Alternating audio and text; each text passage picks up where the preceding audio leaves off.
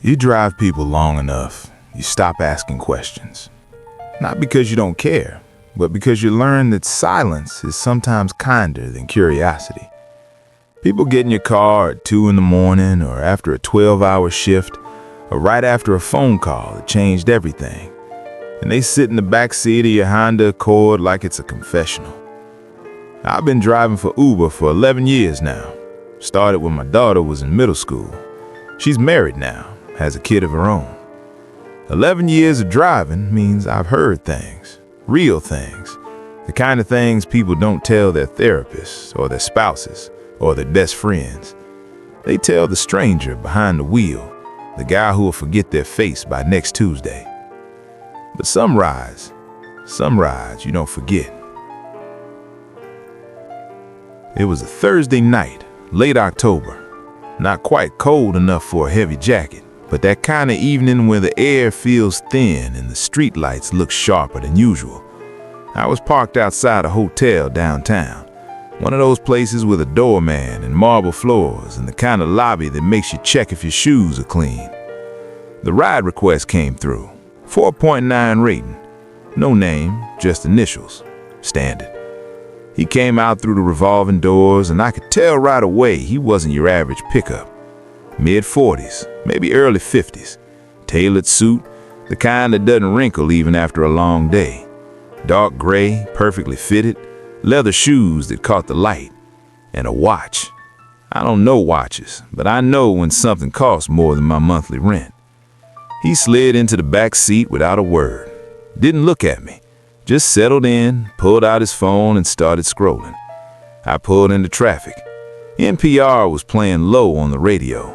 Something about infrastructure. He wasn't listening. Neither was I, really. About 5 minutes into the drive, his phone rang. "Yeah," he answered. Not hello, just yeah. I kept my eyes on the road, but you can't help but hear. No, the Seattle property is fine. Just send the quarterly report to my email. I'll look at it over the weekend. Pause. The Austin house? Still listed.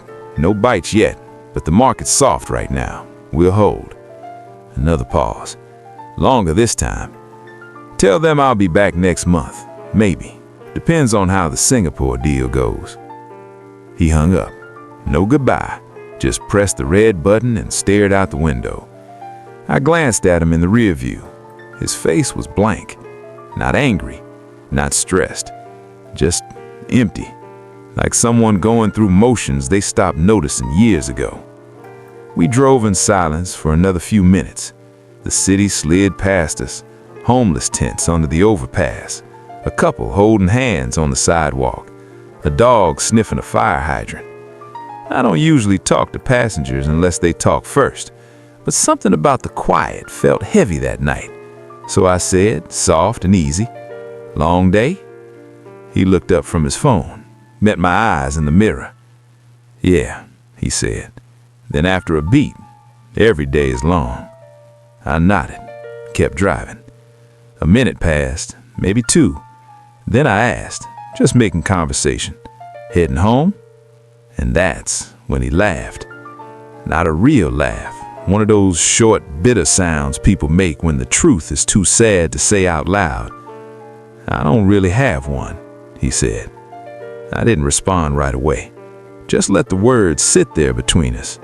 Because sometimes, when someone says something like that, the worst thing you can do is fill the space too fast.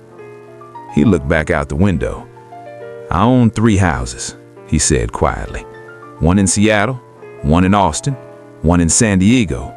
And I haven't slept in any of them in over 4 months." He could hear him shift in the seat, adjusting his jacket, clearing his throat. "Seattle's an investment property. Renters in there. Austin's on the market, like I said. And San Diego? Well, that's where my ex-wife lives, with her boyfriend, and my daughter when she's visiting from college." His voice didn't crack, didn't shake. It was just flat. He continued, "I stay in hotels now, mostly the same chains, Hilton, Marriott, sometimes a boutique place if the company's paying. I've got status everywhere, platinum, diamond, whatever. They know my name at the front desk." He let out a long breath. But I couldn't tell you the last time I walked into a place and felt like I was home. I kept my hands steady on the wheel, took a left onto a street. The GPS said 2 minutes away. You ever feel like you're everywhere and nowhere at the same time? He asked. I turned slightly, just enough so he could see my face. Yeah, I said. I think a lot of people do. He nodded, slowly. Then he opened the door, stepped out onto the sidewalk, and leaned back in for just a second. Thanks, he said, and I think he meant it. Take care, I told him. He closed the door. I watched him walk toward the entrance, head down, hands in his pockets. The doorman opened the glass door for him, and he disappeared inside. I sat there for a moment before accepting the next ride request. That conversation stuck with me, not because it was dramatic. It wasn't. There were no tears, no breakdown, just a man stating facts about his life like he was reading off a grocery list. And maybe that's what made it so heavy. Because here's the thing I've learned driving strangers around for over a decade. We spend so much time chasing things we think will make us feel secure. A bigger house, a better job, another property, another deal, another city. We move so fast we forget to ask ourselves if we're actually going anywhere that matters. This man had everything we're told to want. Money, status, options. He could afford 3 houses, but he couldn't afford to feel like home in any of them. And that's not a failure of wealth. It's a failure of connection. Because home isn't a place you own. It's a place that owns a part of you. It's where people know how you take your coffee, where your routines make sense, where you can walk in the door after a terrible day and feel your shoulders drop because you're finally somewhere you don't have to perform. Home is a feeling. And you can't build a feeling with square footage. You know, in this country, we're taught to keep moving, keep improving, keep climbing. And if you stop, if you settle, if you just stay somewhere and let yourself be still, people start to wonder what's wrong with you. Why aren't you growing? Why aren't you advancing? What's your next move? But nobody asks, are you resting? Do you belong somewhere? Do you have people who really see you? We confuse accumulation with arrival. We think if we just get enough things, enough achievements, enough validation, we'll finally feel whole. But I've picked up millionaires who cry in the back seat. I've driven people in suits who haven't spoken to their kids in months. I've watched men and women who look like they have it all sit in silence because they have no one to call when the work is done. And I've also picked up people with nothing. I mean nothing. No house, no car, sometimes no permanent address. And some of them, not all, but some, seem more at peace than the man in the tailored suit because they've stopped pretending. They've stopped chasing. They've found a friend or a community or a park bench where they feel less alone. And that tiny thread of connection is worth more than 3 empty houses. I don't say money doesn't matter. I'm not romanticizing struggle, but I am saying this. You can be surrounded by everything and still feel like you have nothing. You can own property in 3 cities and be homeless in your own life. And the saddest part is, we usually don't see it. We look at people like that passenger, confident and composed, and we assume they're okay.